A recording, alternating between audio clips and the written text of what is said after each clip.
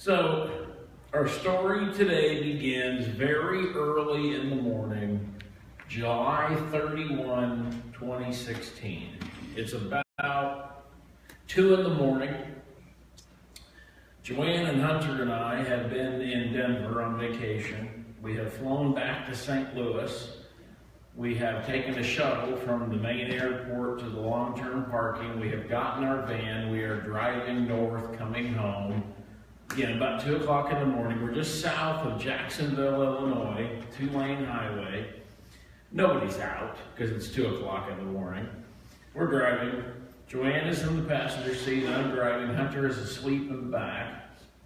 We come over a hill, and it's a valley up to another hill. And when we come over the hill, there's a car up on the other end coming toward us, a little distance away.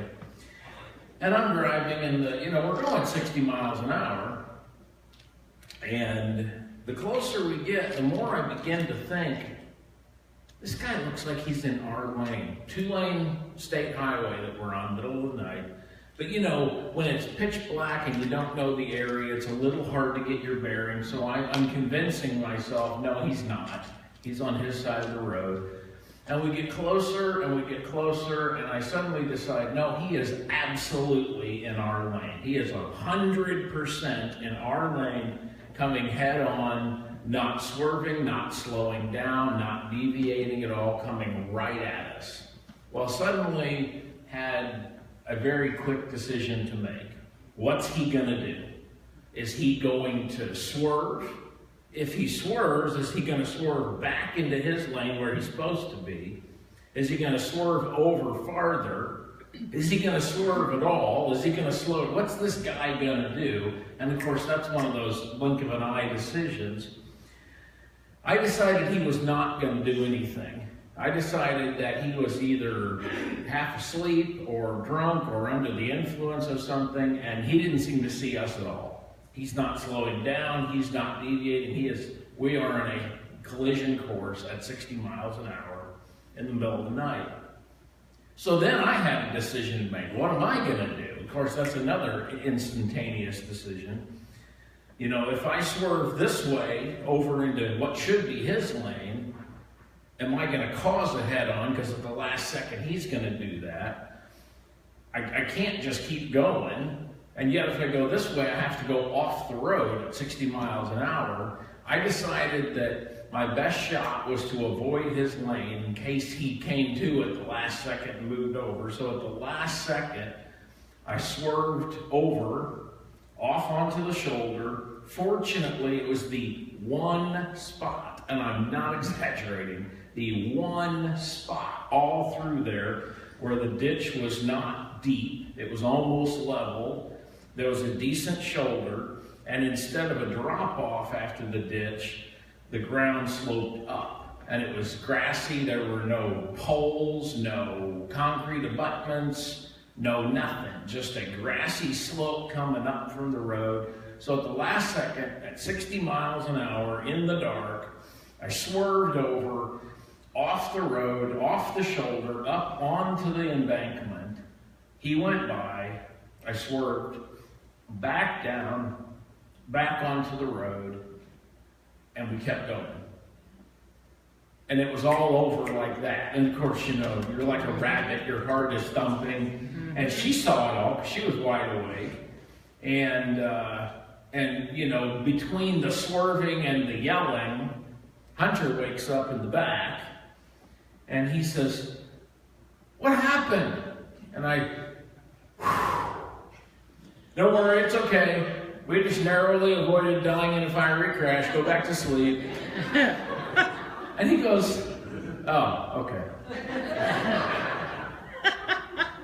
It was so clear.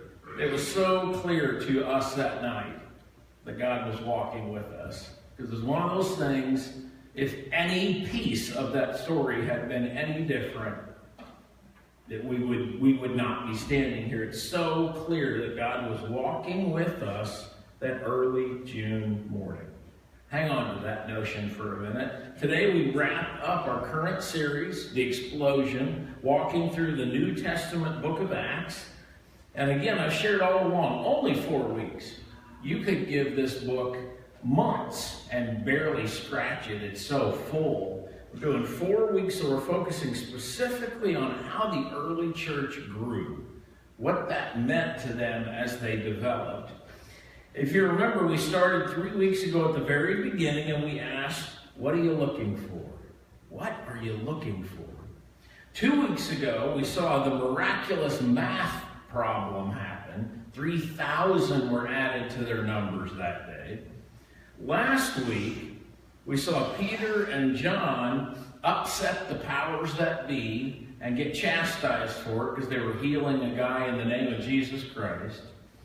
And today we gather together to put the bow on this package, to tie it all up together and see that the heat has been turned up on the disciples. Peter is in danger today, and that's where we pick up our scripture. It was about this time that King Herod arrested some who belonged to the church, intending to persecute them. He had James, the brother of John, put to death with the sword. When he saw that this met with approval among the Jews, he proceeded to seize Peter also. After arresting him, he put him in prison, handing him over to be guarded by 4 squads of 4 soldiers each. Herod intended to bring him out for public trial after the Passover. So Peter was kept in prison, but the church was earnestly praying to God for him. The night before Herod was to bring him to trial, Peter was sleeping between 2 soldiers, bound with 2 chains, and sentries stood guard at the entrance. Suddenly an angel of the Lord appeared, and a light shone in the cell. He struck Peter on the side and woke him up. "Quick, get up," he said, and the chains fell off Peter's wrists. Then the angel said to him, "Put on your clothes and sandals," and Peter did so. "Wrap your cloak around you and follow me," the angel told him. Peter followed him out of the prison, but he had no idea that what the angel was doing was really happening. He thought he was seeing a vision. They passed the first and second guards and came to the iron gate leading to the city. It opened for them by itself, and they went through it. When they had walked the length of one street, suddenly the angel left him.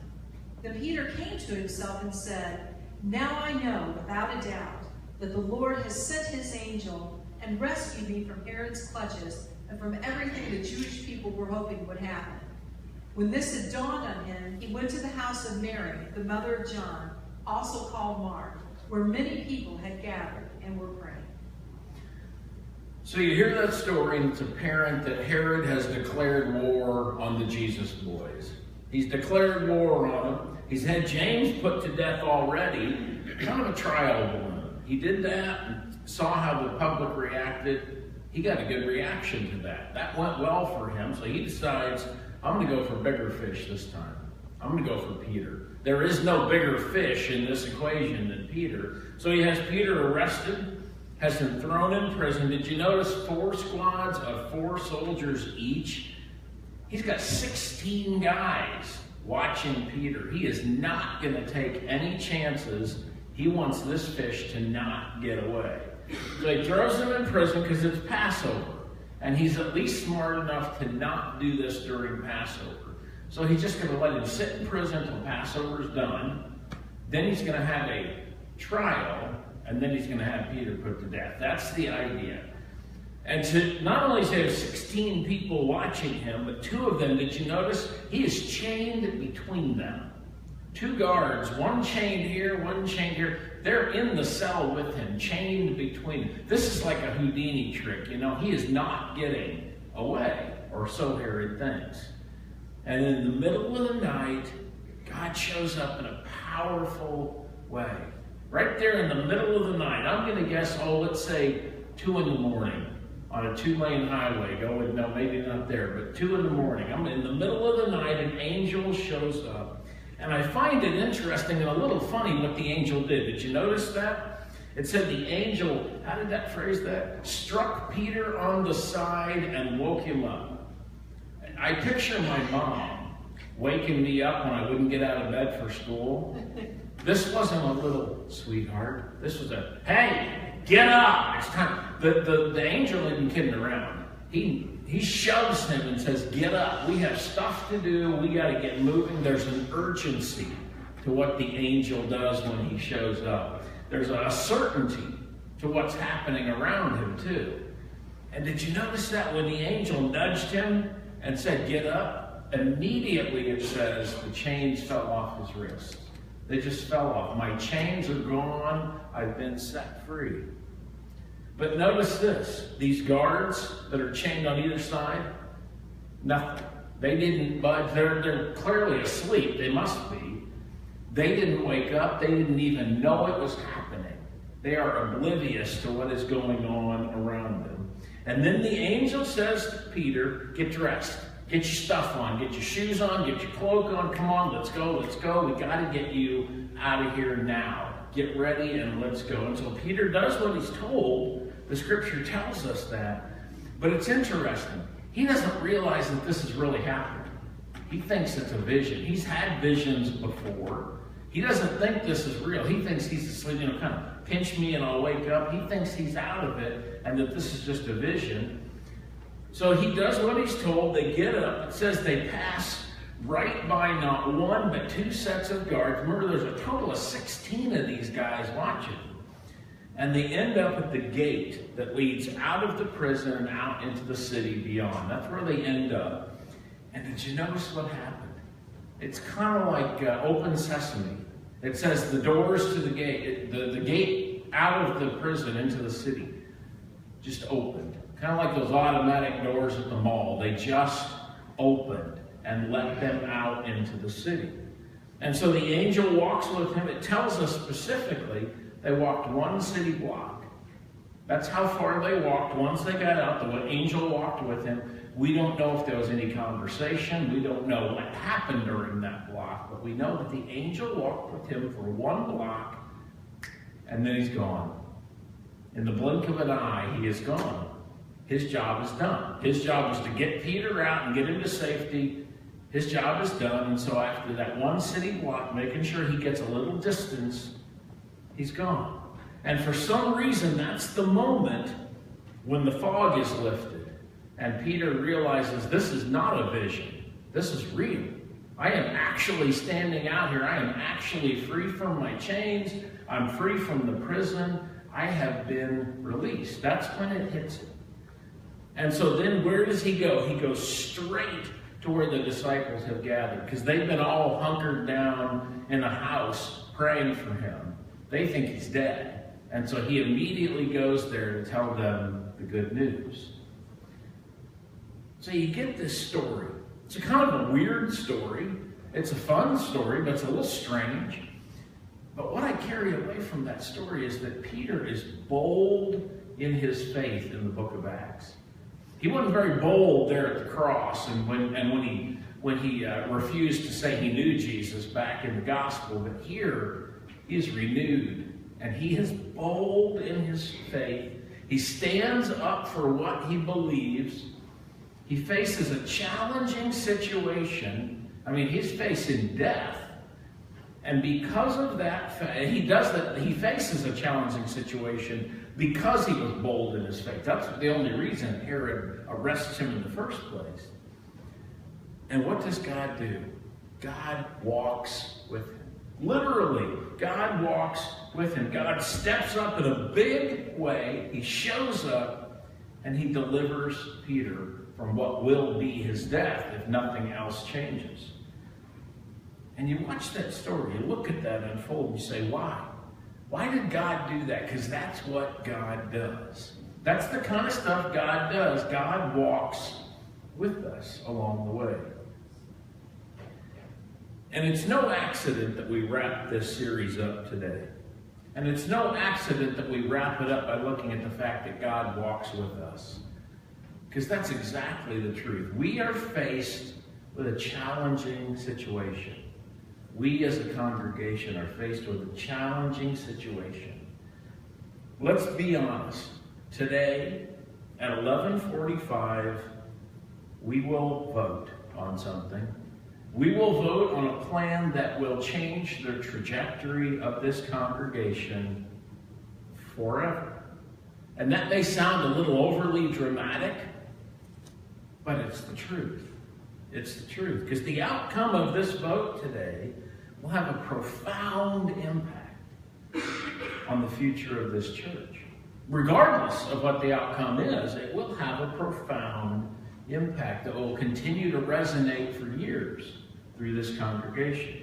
And the truth is, it would be so easy to just avoid this decision altogether. Man, would that be the easy thing. That's the path of least resistance right there. It's just to avoid it. We would simply pare back our ministries. Go, okay, we're getting a little too, as Sheldon likes to say on Big Bang Theory, we're getting a little too big for our britches. Let's pare back a little bit. Let's kind of jettison a few things. Let's simplify. Let's just cut back what we're doing, thereby diminish the need for any kind of change. That would be the easy solution. Draw the wagons in a circle, hunker down, focus on treading water. And that's what a lot of churches do. That's what a lot of churches do. They get to a certain point, they get right to the edge, and they're terrified to dip their toe in the water. And so they stand there for a bit, and then they go, you know what? We're pretty comfortable.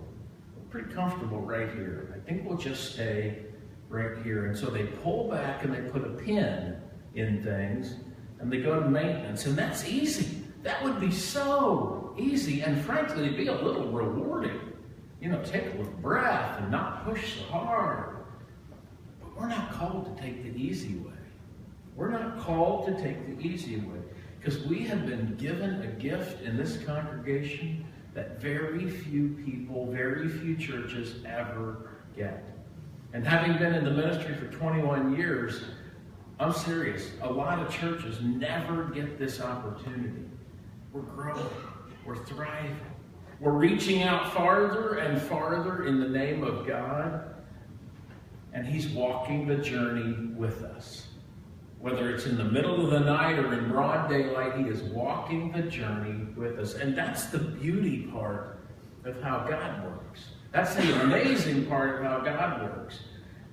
Because is He calling us to step out in a big way? Absolutely He is. But what I love about God is He's not calling us out by saying, yeah, I tell you what, you go get her done, and then you write me when you find work. You go out there and do it, and come back. I don't want to hear about the birth pains. I just want to see the baby. That's not the way God works. God walks with us along the journey, encouraging us, guiding us, leading us, instructing us. He is not a clockmaker who simply made the clock and wound it up and went off into eternity. But He is right there every step of the way with us. That early church, very beginnings of Christianity, they were challenged to think about what they were actually looking for. They were asked that, what are you looking for? And they professed what they were looking for. We're looking for Jesus, they said. We're looking for a deeper meaning in life. And because of that, they were willing to stand up and be counted, even in the midst of adversity. And out of that willingness to step out of their comfort zone and be counted, they boldly proclaimed their faith, and they grew. And they grew. And they didn't just grow, remember, they grew exponentially. 3,000 were added in that one day. And all along the watchtower there, God walked the journey with them. He didn't leave them. He didn't forsake them. He didn't say everything would all be kittens and moonbeams, and the path would always be nice and level. He said sometimes you're going to have to swerve off the path and go up the embankment to get around a roadblock. But He said, I'm going to continue to walk the journey with you. He didn't set them up for failure. He stayed right there with them the whole time. Because the truth is, God always walks with us. Always walks with us. Sometimes He walks right alongside. I can just imagine Him. One arm around your side, the other arm maybe holding a hand. Just walking alongside, chatting, going along as a partner on the journey. Sometimes that's where God is in the journey. Sometimes God walks ahead of us, encouraging us not to lag too far behind, but instead keep up, cajoling us to come forward, anxious to see what's around the next bend. Sometimes God walks behind us because we need a little extra and we start lagging back, and sometimes he's back there gently nudging us, or if in my case there's a shove occasionally because I'm a little thick-headed. Sometimes he walks behind us, continuing to encourage us forward and not rest on our laurels, and sometimes he carries us. Sometimes there is only one set of footprints because he's carrying us because we simply don't feel like we can take one more step on our own. He goes, I got this. And sometimes he is literally carrying us. So my thought for you today is, again, regardless of how you vote today, regardless of, I pray that you do, but regardless of if you vote, and regardless of how the vote turns out, I pray that you know in your heart that God walks the journey with you. Don't doubt that fact. Trust and believe that God walks the journey with you. Have faith like a child. Not a childish faith, but a childlike faith. That wonder and that awe, that amazement. I saw people showing each other sunrise pictures this morning. You know, we've seen a jillion sunrises in our lifetimes, and yet I find it cool that Christians will go, can you believe what God did this morning? Isn't that amazing? That's a childlike faith. To stop and take a picture of a sunrise just because it's so beautiful. He encourages us to have that childlike faith, to see the signs and the wonders. Because God has done great things here, and greater things are yet to be done. And I leave you with this thought. The secret to happiness is freedom. And the secret to freedom is courage. Trust in God, trust and obey. Would you pray with me? Father God, I thank you. I thank you